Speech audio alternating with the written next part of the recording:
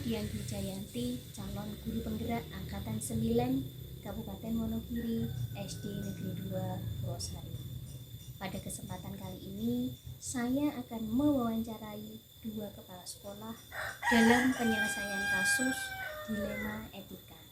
Selamat menyaksikan.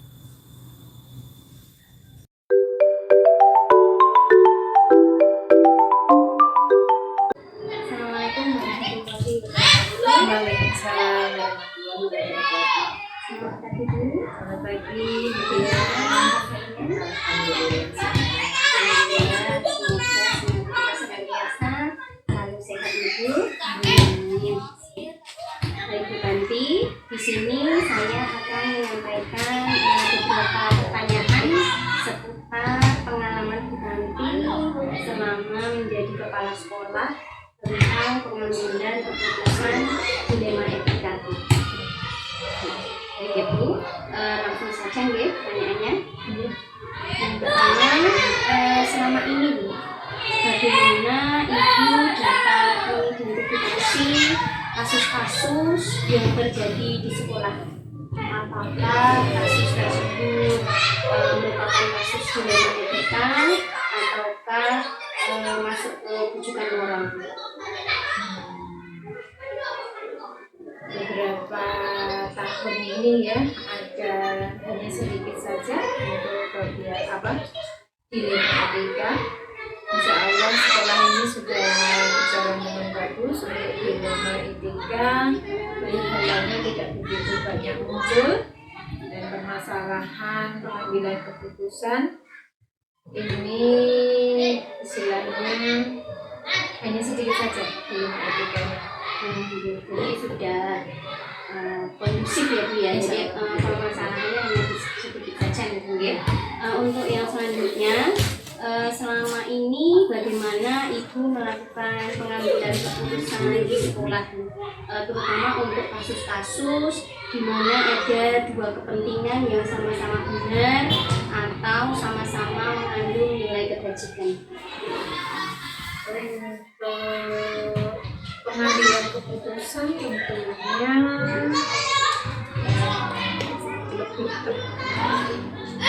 lebih maksimal ketika kita mengambil keputusan itu dengan musyawarah beberapa dengan guru, terutama dengan guru-guru senior, sehingga saya harapkan hasil keputusan nanti akan lebih maksimal. Jadi untuk pengambilan keputusan berarti Ibu tidak mengambil keputusan sendiri Ibu, tetap melibatkan untuk pihak tertentu untuk mengambil keputusan yang terbaik tentunya Ibu ya. Untuk yang selanjutnya, langkah-langkah atau prosedur seperti apa yang biasanya Ibu lakukan selama ini dalam pengambilan keputusan? Yang pertama dengan menganalisa kasus itu seperti apa, latar belakangnya bagaimana, apa yang menyebabkan kasus itu terjadi, yang jelas lebih cermat atau teliti. Yang kedua kemudian memilih atau mengambil keputusannya itu dengan nilai kebaikan yang mana yang lebih bermanfaat untuk sekolah terutama. Kemudian kalau bisa juga yang ketiga itu dengan alternatif lain, solusi lain apabila itu ada. Seperti itu. Jadi dalam pengambilan keputusan ada step-step atau ada tahap-tahap sebelum Ibu memutuskan. Jadi nanti apabila keputusan itu tentunya tidak atau kurang maksimal, ada alternatif yang lain gitu. Terus untuk yang selanjutnya, hal-hal apa saja yang selama ini Ibu anggap efektif dalam pengambilan keputusan pada kasus-kasus dilema etika? Yang saya pandang efektif yaitu ketika kita mengambil keputusan itu kita musyawarah dulu, musyawarah dengan guru, dengan pihak-pihak yang kiranya bisa membantu memecahkan masalah. Kemudian yang berikutnya juga dengan pendekatan pribadi. Jadi dalam pengambilan keputusan musyawarah terlebih dahulu, kemudian juga ada pendekatan secara personal gitu, ada pihak tersebut. Terus untuk selanjutnya, hal-hal apa saja yang selama ini merupakan tantangan dalam pengambilan keputusan pada kasus-kasus dilema etika tersebut? Tantangannya itu apabila pihak tertentu itu mementingkan kepentingannya pribadi dan dipaksakan untuk dipakai atau untuk digunakan di sekolah ini. Seperti itu. Jadi hambatannya itu lebih ke diri pribadinya gitu ya. Jadi memang tetap kita itu harus mengutamakan kepentingan bersama di atas kepentingan pribadi. Seperti itu ya. Terus kemudian apakah ibu memiliki sebuah jadwal tertentu dalam pengambilan penyelesaian masalah dilema etika tersebut, ataukah ibu langsung menyelesaikannya pada saat itu juga? Biasanya saya harus ada jadwal tertentu, dan itu pun juga saya agendakan dalam agenda tertulis di buku kejadian, misalnya di kasus di sekolah misalnya, dan itu pengambilan keputusan tidak langsung seketika. Jadi seperti tadi saya katakan, hasilnya dievaluasi dulu, digali dulu apa permasalahannya, seperti itu. Dan itu dilaksanakan tentunya di luar jam belajar anak, setelah pembelajaran anak. Jadi tetap terjaga gitu ya. Terus ada setelah pembelajaran siswa. Jadi ada semacam pengadministrasiannya juga, dan juga ada dokumentasinya gitu ya. Terus untuk menyelesaikan masalah tersebut, Bu, bentuk atau prosedur seperti apa yang biasanya ibu jalankan? Prosedurnya ya sesuai pertanyaannya tadi,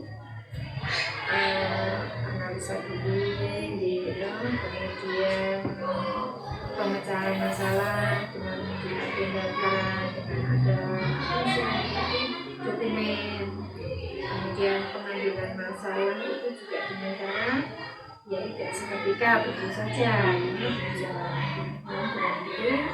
akhirnya mengambil keputusan. Jadi ada step-step yang kemudian menggali dulu ya Bu. Jadi tidak serta-merta ibu memberikan keputusan pada saat itu juga, tetapi dilihat dari banyak sisi dulu ya Bu. Baik Bu, untuk selanjutnya, adakah pihak-pihak atau faktor-faktor yang membantu ibu dalam mengambil keputusan dalam kasus-kasus dilema etika tersebut? Tentu ada, terutama di sini ya lebih saya maksimalkan karena kita punya guru-guru senior yang bisa membantu memecahkan masalah. Kemudian mungkin juga ada pihak-pihak tertentu yang mungkin lebih kompeten untuk kegiatan pemecahan masalah ini.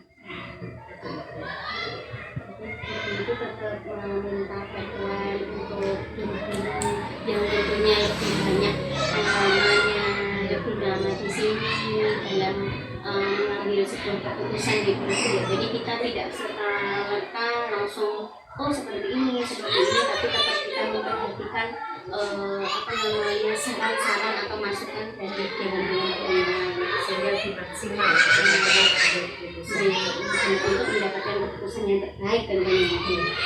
Pertanyaan yang terakhir Ibu, dari semua hal yang telah Ibu sampaikan tadi, pembelajaran apa yang dapat Ibu ambil dari pengalaman pengambilan keputusan dilema etika tersebut? Yang pertama adalah sebuah sekolah atau lembaga itu pasti tidak lepas dari permasalahan. Dan ketika kita menghadapi permasalahan itu harus jeli, harus teliti permasalahannya itu apa yang terjadi, dan ketika kita mengambil keputusan, jangan kita mengandalkan kemampuan diri. Kalau kita bisa mengandalkan bermusyawarah dengan teman, dengan rekan kerja, dengan guru-guru senior atau mungkin pihak yang bisa kita ambil istilahnya ilmunya, insya Allah hasil keputusan itu nanti akan menjadi lebih maksimal. Terima kasih Ranti, terima kasih atas waktunya dan terima kasih juga telah berbagi pengalaman dalam pengambilan keputusan ketika Benangan mengalami kasus dilema etika. Tentunya hal itu sangat bermanfaat sekali bagi saya dan juga bagi kita semua. Terima kasih. Assalamualaikum warahmatullahi wabarakatuh. Waalaikumsalam.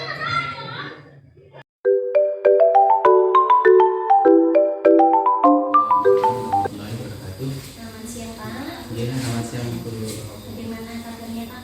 Alhamdulillah Bu, hari ini sehat-sehat saja. Ibu juga bagaimana kabarnya? Alhamdulillah sehat Pak. Ya. Semoga kita selalu dalam keadaan sehat dan bahagia Pak. Amin. Nah, di sini saya akan menyampaikan beberapa pertanyaan dari Pak Amre seputar pengalaman Pak Amre selama menjadi kepala sekolah tentang pengambilan keputusan dilema etika.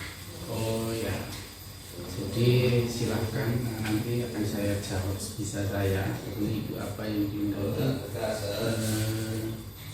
tentang kegiatan Ibu sebagai tugas Ibu ya, sebagai calon guru penggerak.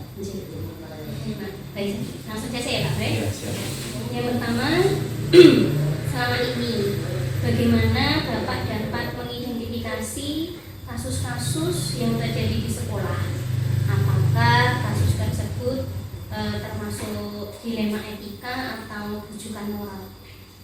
Jadi selama saya sebagai kepala sekolah, yang kebetulan juga belum lama itu saya sebagai kepala sekolah, memang ada beberapa kasus, atau mungkin bukan kasus sih, ada sedikit mungkin terkadang sesuatu yang kurang pas di dalam pelaksanaan tugas kami baik sebagai kepala sekolah maupun guru-guru kami sebagai pengajar. Jadi ketika saya mendapatkan cerita ataupun masukan dari bapak ibu guru, itu saya kemudian mengidentifikasi apa yang sedang terjadi, ada masalah apa. Disitulah jadi saya dari teman guru itu juga sering menyampaikan kendala beliau ketika melakukan pembelajaran sekolah atau menyampaikan sebuah kegiatan yang mungkin perlu dibahas secara bersama. Disitulah mungkin terjadi sebuah permasalahan nanti dilema saya ketika memutuskan sebuah kegiatan tersebut. Jadi Bapak mengidentifikasi dulu nih Pak. Iya, jadi tidak langsung memutuskan, tapi berdasarkan juga keluhan dari Bapak Ibu. Ada juga mungkin keluhan dari wali murid, dari siswa pun atau dari murid pun ada, ada murid cerita. Jadi tidak terbatas dari guru saja nih Pak, Ya, bisa dari orang tua ataupun dari siswa nih Pak. Pertanyaan selanjutnya ya Pak, selama ini bagaimana Bapak melakukan pengambilan keputusan di sekolah, terutama untuk kasus-kasus di mana ada dua kepentingan yang sama-sama benar atau sama-sama mengandung nilai kebajikan?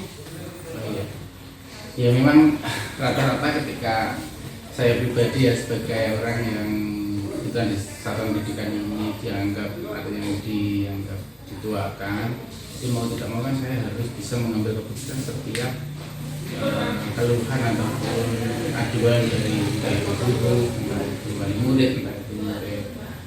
Dan memang ketika saya memberikan keputusan itu banyak sekali faktor-faktor yang mempengaruhi.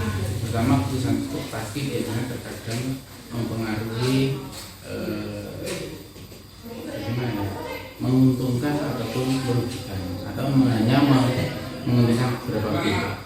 Disitulah saya ketika memutuskan itu juga yang pertama saya mengidentifikasi dulu itu masalahnya tentang apa, terus pihaknya itu mana saja yang terlibat di situ. Terus saya juga mencari tindak lanjut konsekuensi ataupun akibat dari setiap keputusan yang akan saya putuskan tadi. Saya cari konsekuensinya, saya lihat untungnya bagaimana, konsekuensinya bagaimana, saya pikirkan. Kemudian ketika saya menemui kesulitan, saya pasti juga bertanya kepada pihak-pihak yang bersangkutan tersebut. Saya konfirmasi masalahnya bagaimana, begini, kemudian solusinya jika begini bagaimana. Jadi saya tetap melibatkan pihak-pihak yang lain, tidak saya putuskan sendiri. Dengan tujuan keputusan tersebut benar-benar bisa menjadi win-win solution atau menjadi keputusan bersama, kesepakatan bersama yang benar-benar tepat dan menguntungkan dari semua pihak, terutama yang berpihak kepada Jadi pertimbangannya banyak sekali ya Pak. Iya. Sebelum menentukan oh seperti ini yang saya ambil, jadi ada banyak sekali faktor-faktornya. Jadi juga perlu klarifikasi. Betul, Ya. klarifikasi. Intinya apa tuh? Ini masalah ini sebenarnya akarnya itu apa? Jadi saya konfirmasi benar-benar kepada si pengadu ataupun pihak yang merasa menjadikan ini sebuah masalah. Mungkin saya juga mengklarifikasi ke pihak yang lain yang terlibat di dalam masalah tersebut. Pertanyaan selanjutnya ya Pak. Siap. Langkah-langkah atau prosedur seperti apa yang biasa Bapak lakukan selama ini? Ya mungkin langkah-langkahnya hampir sama. Ketika saya berupaya untuk memutuskan itu tadi, tetap saya harus melakukan musyawarah. Saya memanggil pihak-pihak yang bersangkutan tadi, pihak-pihak yang terlibat tadi, supaya ya semuanya itu jelas, akarnya jelas, prosesnya jelas, terus kemudian nanti endingnya keputusannya juga jelas. Semua pihak di situ dipastikan bahwa dari keputusan tersebut, dari pihak-pihak tersebut sudah bisa menerima. Jadi tetap yang penting tetap musyawarah dulu.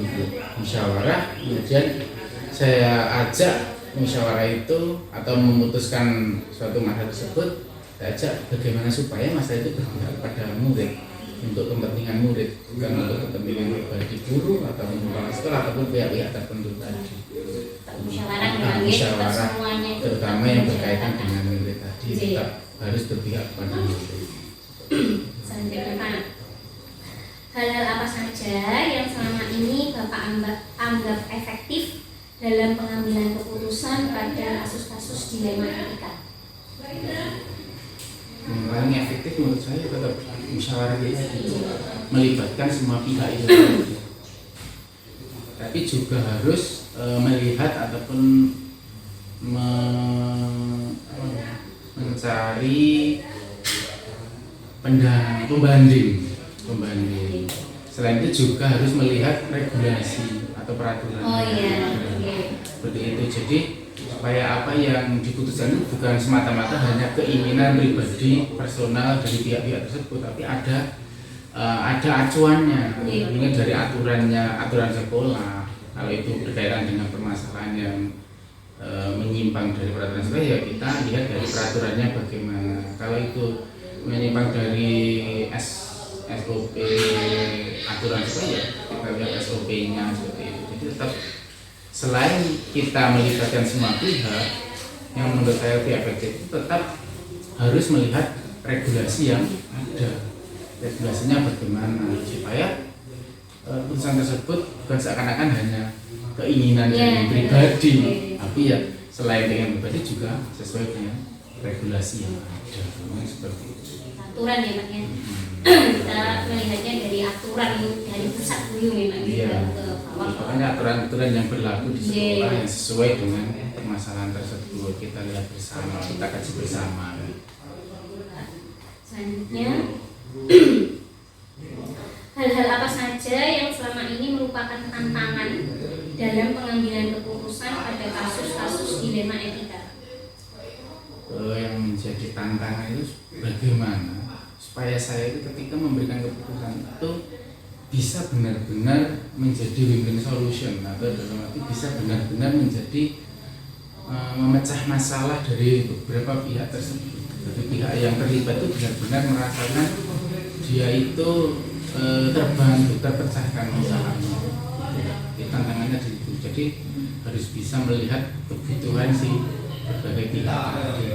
Nah, di situ mungkin butuh mempelajari kasusnya, mempelajari regulasinya, dan mempelajari kebutuhan si pihak-pihak tersebut. Tadi lah tantangannya. Menemukan solusi yang tepat. Yang tepat tantangannya supaya pihak-pihak yang terlibat itu ya mereka tidak dirugikan, itu supaya menjadi sebuah kesepakatan bersama yang sifatnya membangun untuk lebih baik.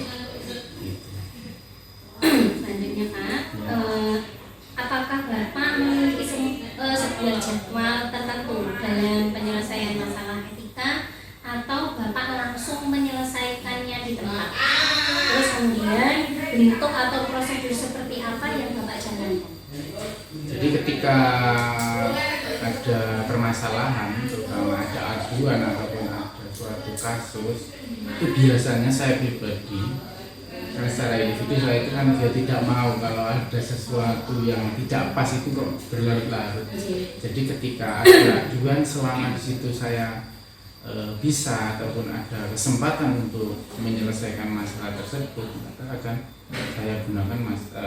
saya selesaikan masalah tersebut sesegera mungkin ya, supaya apa yang menjadi masalah tersebut tidak berlarut dan tidak menimbulkan efek yang terlalu banyak gitu. Jadi harapan saya ya setiap masalah segera bisa dilaksanakan, ya tetap kita panggil, kita musyawarahkan bersama, kita kaji regulasi atau aturannya, kemudian diputuskan bersama, kalau bisa segera mungkin, dengan harapan tidak menimbulkan efek yang terlalu banyak.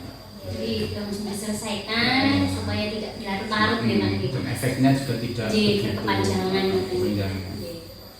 Kemudian adakah pihak-pihak atau faktor-faktor yang membantu Bapak dalam mengambil keputusan kasus-kasus dilema etika?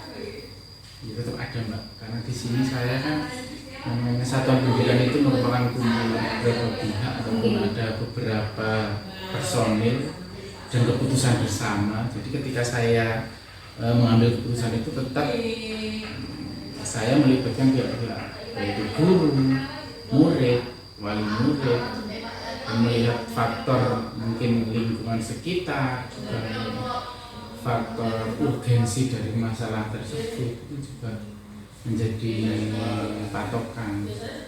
Ketika masalah tersebut memang harus segera diselesaikan, maka ya harus segera, itu juga menjadi faktor saya segera untuk mengambil keputusan. Tapi kalau masalahnya itu mungkin tidak begitu harus segera diselesaikan, mungkin bisa ya kita lihat skala prioritas sebenarnya seperti itu, mana yang harus segera. Jadi pihak yang terlibat ya semua guru saya libatkan, wali murid, bahkan juga si murid sendiri pun mungkin ketika kasih tugas murid, ya murid saya libatkan. Kemudian ya regulasi dan faktor-faktor yang jadi tergantung konteks permasalahannya ya, betul. Apakah ini perlu segera diselesaikan ataukah ini sifatnya membutuhkan pertimbangan sehingga membutuhkan masukan dari banyak pihak seperti itu ya. Pertanyaan terakhir Pak, dari semua hal yang telah Bapak sampaikan, pembelajaran apa yang dapat Bapak ambil dari pengalaman pengambilan keputusan dilema etika tersebut? Ya. Jadi dari beberapa permasalahan yang pernah saya alami dan saya harus memutuskan sebuah keputusan itu, karena pelajarannya itu ya untuk menjadi seorang dalam arti di sini pemimpin satuan pendidikan itu ya memang kita itu tidak bisa hanya mengedepankan ego gitu. Jadi harus melihat kebutuhan pihak-pihak yang mana, kita harus bisa melihat terutama kebutuhan untuk kemajuan sekolah. Ketika sekolah itu tidak bisa, otomatis saya tidak bisa memaksa. Ketika sekolah itu belum bisa, maka saya harus berusaha untuk menjadikan sekolah itu menjadi bisa. Jadi Tidak bisa sekarang itu ketika saya harus mengikuti keinginan saya pribadi, ego saya pribadi menyelesaikan masalah. Oh, masalah ini harus seperti ini. Tidak bisa. Saya juga harus mempertimbangkan pihak-pihak lain, terutama guru, wali murid dan murid tersebut. Itu pengalamannya itu sangat luar biasa. Ternyata untuk menjadi seorang guru itu memang harus benar-benar bisa, dan arti mengendalikan egonya sendiri. Yang paling penting itu menurut saya, supaya ego tersebut tidak menjadikan pihak-pihak yang lain itu merasa diberatkan. Kak, terima kasih atas waktunya, dan juga setelah kita melakukan wawancara ini banyak sekali gambaran-gambaran ataupun pengalaman-pengalaman untuk saya pribadi tentang pengambilan keputusan dilema etika tersebut. Oke, semoga ini bisa bermanfaat untuk saya dan juga bermanfaat untuk kita semua nih Pak. Terima kasih. Wassalamualaikum warahmatullahi wabarakatuh. Ya, sama-sama. Mohon maaf apabila banyak sekali kekurangan Mbak ya. Demikianlah wawancara saya dengan dua kepala sekolah dalam mengambil keputusan apabila terjadi kasus dilema etika. Semoga bermanfaat bagi kita semua. Wassalamualaikum warahmatullahi wabarakatuh.